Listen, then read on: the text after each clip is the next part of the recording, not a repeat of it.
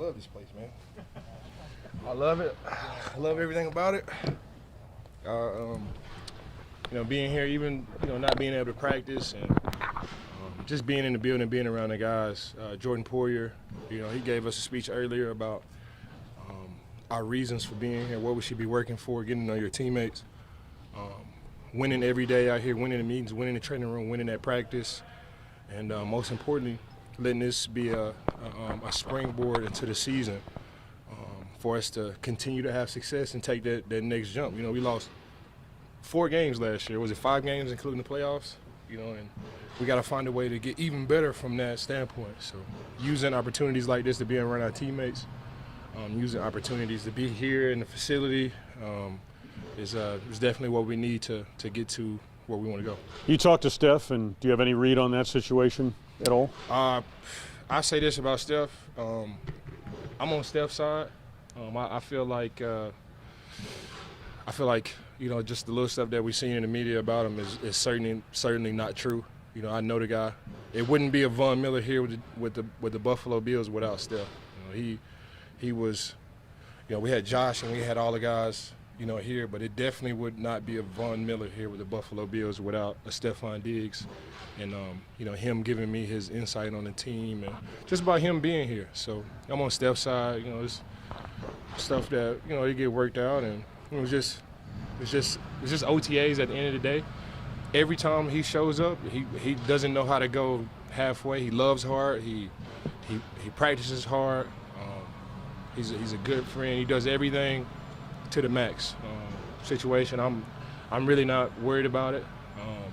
I understand that, where we at in the media, they want all of this. I get it. But from my mouth, I'm on Steph's side. Some of this stuff will be able to get itself worked out. Some of the stuff in the media about him is certainly not true. A+ player, we see him each and every day. He does everything to the max. He dresses to the max. He practices to the max. He's a good friend, and it's just things that you have to work out. When you say you're on his side, I just want to clarify, you don't mean because there's 2 sides like battling. You just mean that you're supportive of Stefon Diggs. It's definitely not. I'm just saying, like you said, I'm supportive. I'm supportive of Stefon Diggs, and I say that it wouldn't be a Von Miller here in Buffalo without Steph for sure. So what is being said in the media, is that one of the reasons why Steph isn't here? I don't know. I know it's stuff being said. The month of June for me was to stay off of Instagram. So I hate that. I decided it right before June 1st. I did it on May 31st. I was like, man, I'm gonna take the whole month of June on. I wish I had that ear on social media to be what's said. But what I do know is just not true. Steph, he wants to be here. I talked to him 2 weeks ago. He wants to be here. We want to win Super Bowl.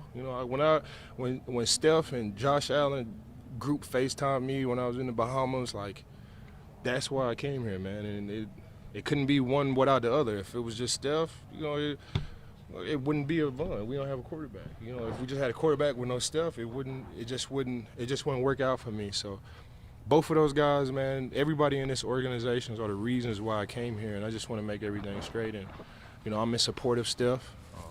Like I said before, I don't know what's being said, but I know it's not true because there's no way they can know the info or what's really going on. I know it's not true, and I got my dog back 100%, and I'm anxious to get here because I want to win a Super Bowl because there's nothing like winning a Super Bowl. You think we got media presence here? You think this stuff is fun? Do you think the issues or the topics that we talk about are cool? Man, when we go to Las Vegas and we play in that stadium, and Allegiant Stadium, that's the shit that I do this shit for. So whatever I have to do to get us there, it could be on the field, off the field, that's what I'm gonna do. Ron, you've been around the league long enough heck, you've gone through a couple different CBAs and how the rules have changed, missing things like this. So you've seen guys hold out, you've seen contractual situations, you've seen maybe things like this. Well, what can you do to the rest of the guys when maybe a young guy's like, hey man, Stefon Diggs is here, what's going on? What can you be a part of for that message? Mind your business. Mind your business. You got a team full of guys. And there's no guy above the team, but you handle certain guys a different way, and that's just how it is. You cannot handle each and every player on this team the same way. You got all different types of personalities, and people come from different backgrounds, and that's why I feel like I am good at being a teammate and hopefully future in the front offices. I just have an instinct on how to be able to treat guys. You treat everybody with respect, but you cannot treat everybody the same. And Steph is a proven player in this league, on and off the football field. When it's time for him to show up, he'll be here ready to go 100%. So can you shed any light on what the disconnect is between Steph and why he's not here right now? I don't know. I don't know, man. I don't know. And I really like the position that I'm in, because for me the perspective is I just want to win a Super Bowl. So you bring Von in, and it's like I just want to win a Super Bowl. I don't care what's going on. It's like I don't care what's going on. I don't care how it is. How can I get us back on that perspective to win a Super Bowl? Because it's nothing greater than that. It is nothing like it. I know I talked about it all last season, and I continue to talk about it. It is just nothing like playing for a Super Bowl, winning a Super Bowl. So all of my perspective is around that. So I really don't know which is what. I'm talking about the Super Bowl, and I'm trying to reel everybody in to focus on, the big thing. Let's keep the main thing, and move through it with grace. I always talk about Super Bowl. I never put anything over that till I get ready to retire. So that's just who I am. That's why I'm here. I'm in support of Steph. It's you got all different type of perspectives, and I get his perspective, and I know he wants to be here. He works extremely hard on and off the football field. He's a great friend. He's a great leader, all the way around. So I'm in support of my guy, and I want him to be happy. I want us all to be happy so we can continue to compete for Super Bowls, 100%. When Josh Bolt said that he wants to be here, so there's nothing that's pointed to why he's not here. You say he wants to be, but he's not. There's nothing that points to why he might not be here. To be honest, this really OTAs, is it really that serious though? For real, is it really that serious? We want him to be here. You want your guys here, but things happen. I got kids and all type of stuff. It could have been a situation for me to that pulled me away from the situation to go be with them. But I'm here, and everybody doesn't have the same perspective. The number one perspective is to win Super Bowls. Can you do that without OTAs? Yes. Can you be a great player without OTAs? Yes. And he's not here. We'll be able to figure it out when it's time for him to get here. I suppose in that sense, Von, what you said, maybe specific to a practice or two or a rep or two, it's not that serious. But when you hear a head coach say that he's, quote, very concerned about the situation, and when you hear the franchise quarterback talk about having to work things out, I mean, you're not in that room, you're not in the middle of it. Yeah. But is that serious to you, I guess? With my, I don't want to digress from, the question that you asked me, but when you think about the way a team like this is built, and you got a guy like, Coach McDermott, he's a leader of men, so his perspective is a little bit, different. Josh is a little bit, different. But I'm here, I play defense. I'm the guy that brings everybody together so we can continue to compete for Super Bowls. And, his perspective is obviously got to be different than mine. He has to deal with 53 other people, front office guys, trainers, all these other people. His job title is there is no slippage in there. You have to be who you are 100% of the time. So I'm sure if Coach McDermott could say it again, man, he would say it the same way I said it, man. We trying to win Super Bowls. We want all our guys here. Sometimes things happen where it's not. I'm here to tell you, I've always kept it real with all of you guys, man. It's really not that serious. I'm in support of Steph. The things that they saying about him, I could just kind of assume without me being on social media is just not true. I know the guy. He practices his ass off each and every day. He does everything to the max. He dresses to the max. He's a great teammate to the max. He plays to the max, on and off the football field. And he is one of the main reasons why I'm here. And I just wanted to come up here and voice, my support of Steph, to try to, alleviate whatever it is that's going on. It's not that serious. I get up here and I tell you, I keep it real with y'all every time I'm up here. It's really not that serious.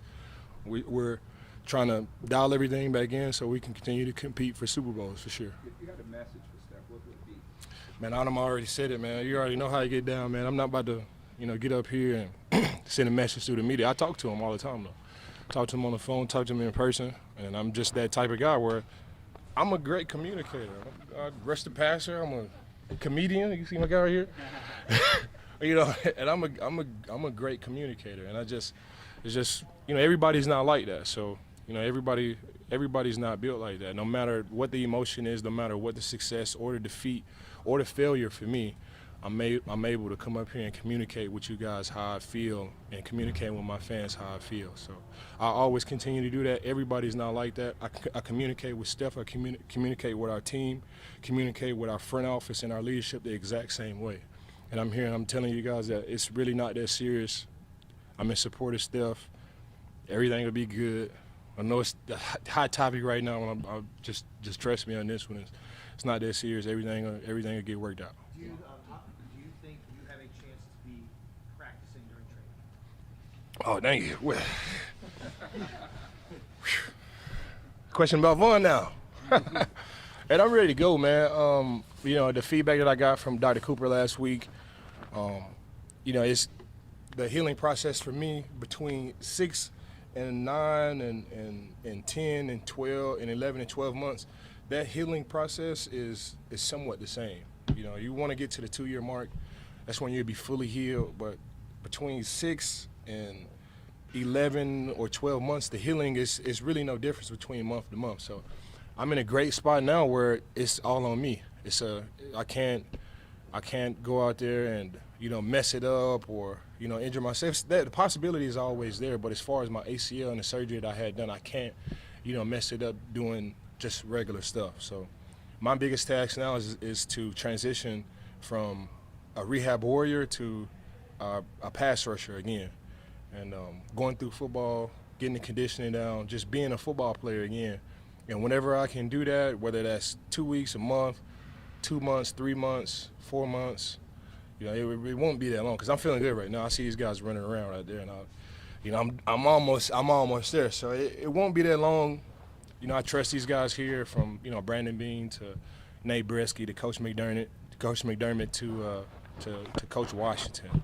You know, I want to be here for the long haul. I want to be here. They've always taken care of me. Last season, they took care of me too, and you know, it'll be the same way. If I can go, I'm gonna be able to go. The plan is to practice, get some practice reps, so I can be ready for week 1. I'm not a believer in just showing up to the game and rushing. You know what I gotta do? I gotta get my practice shots out here on the football field. So I definitely have to have some work in training camp. You know, what that entails, I don't know. How many reps will it be? I don't know. But I have some reps in training camp to help get me ready for week 1. But you said, with regard to your timetable, I think the last time we talked to you was shoot for week 1 no later than week 6 is what you had actually said. Does that change at all, or is that pretty much what you're kind of? I'm aiming for the moon, and what's the quote? I'm aiming for the moon, and if I miss, I'll land in the stars. So, you know, my goal is to come here and just, you know, show my teammates how special I am. And I'm not talking about like on the football field or anything like that, but managing pain, continuing to be positive, all the stuff that I talked to them about, from mental toughness and mental health and positive thinking, positive self-talk. I want to be able to, you know, embody that and show them like I'm not just blowing smoke.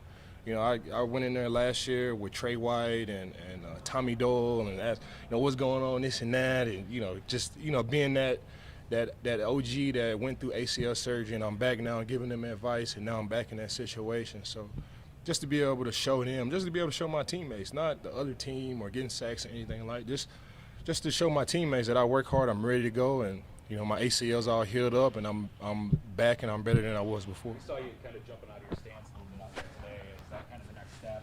Kind of working your way Yeah, just to start working in the football, start working in the football, just to get back in the football mode, starting to become bendy again, starts, just little movements. I'm just trying to transition and become a football player, and it's all on me. So this is a great spot for me to be in, is just to build my confidence up, and then whenever I get to a point where I feel like I can play, I can play. I'm not waiting on the doctor or anybody else or my body or anything else. It's all on me and my confidence, which, you know, that's what I can control. So I'm in a great spot, like I've said all season long, and I'm excited to, you know, for the next step for me in this rehab process. Recruiting worked on Leonard Floyd.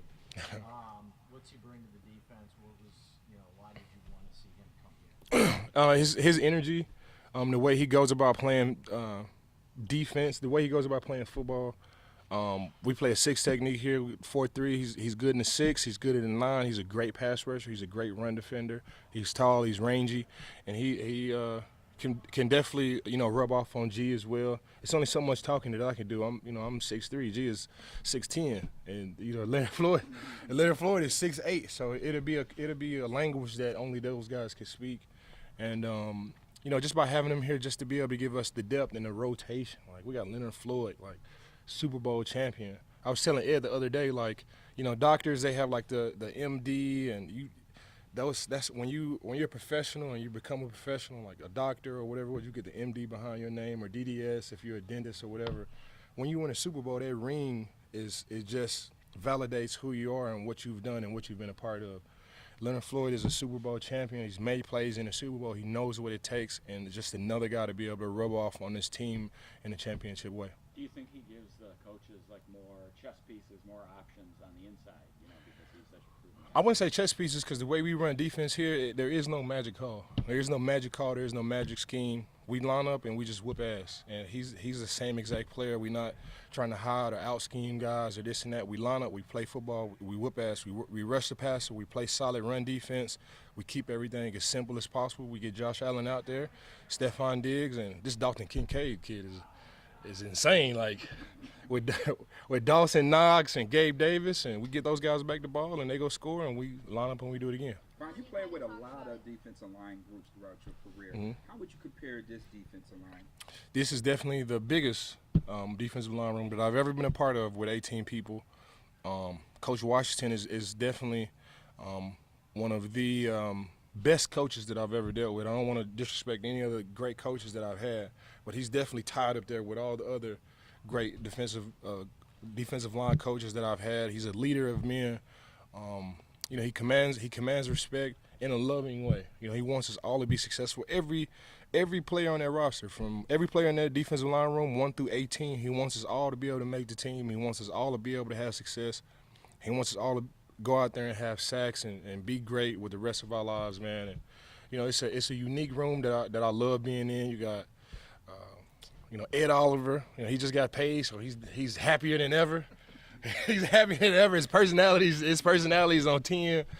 You got Greg in there, man, and we got this. The room is the same, and Jordan Phillips and Tim Settle, man. We got a great, happy room. It's bright in there, and we go out there and we work, man. And I'm excited to see what we do this season. Which team would you compare it with that you've played with in the past? What team would you compare this defense with? There's no comparison. It's like comparing my two kids. They my kids, but they just two totally different. Two totally different beings.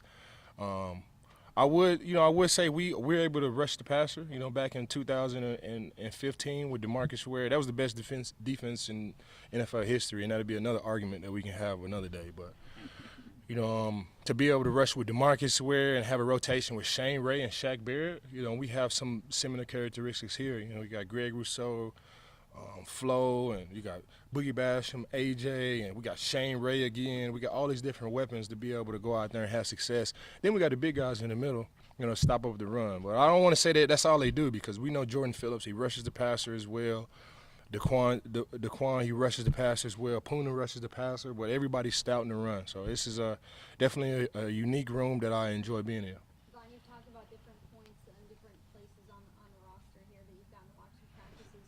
What do you think about where the roster is right now heading into your break before training camp? We are deep at every single position, and that's a harder job for the GM. That's a harder job for the GM. I'm looking at all the talent that we have, and it's not just the ones, it's not just the twos, it's not just the threes.